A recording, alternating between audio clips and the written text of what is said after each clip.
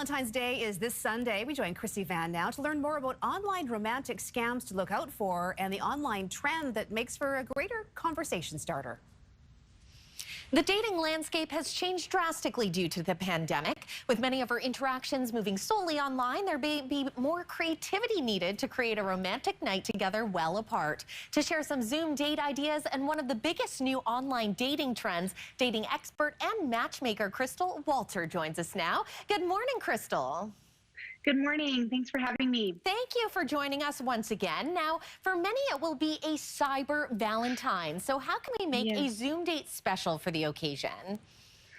You know, a lot of my clients that aren't meeting in person or going for a walk are definitely trying to switch things up right now by playing games. There's a lot of online games that you can play virtually.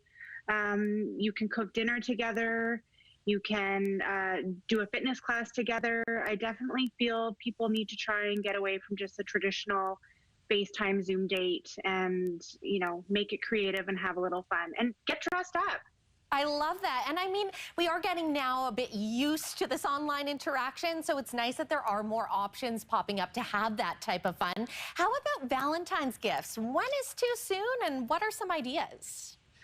I know it's such a tricky time right now too, especially if you can't, you know, see the person. And if you haven't met the person, I mean, I definitely would not be doing a gift. I think it's cute to send a nice message. There's e-cards. If you wanted to get a gift card to a local shop and, you know, send it virtually, I think that is a really great option. If you've been together now and you have met in person, like keep it, you know, simple and sweet, flowers, chocolates, you know, stick to the traditional Valentine's treats.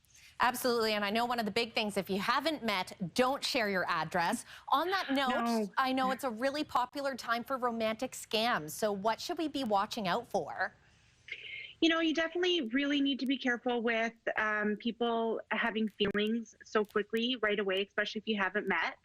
And if there's anything in relation to money, you know, funds being frozen, if you haven't seen them physically, like, or not physically, but virtually even, I think that's a huge red flag. So you definitely want to make sure if you're not able to go for a social distance walk or if you're not comfortable, because now restaurants are open, making sure that you are having the Zoom, the FaceTime, and actually seeing a person. Absolutely, and trusting your instincts. Now, lastly, there's a dating trend you're hearing a lot about, Krystal, right now that has to do with our compatibility. Tell me about that. You know, it's really interesting because a lot of my clients have been interested in their astrology sign and compatibility for a very long time, and you see it in magazines. So a lot of people now, you have to switch things up with these online and virtual dates. You can even add your birth sign into your online dating profile. And, you know, a lot of people feel awkward talking about their birth sign, or a lot of people might not believe it or think it's silly. But I will say one thing about AstroLove or looking up compatibility is it gives you something to talk about. Absolutely. So, conversation starters are key.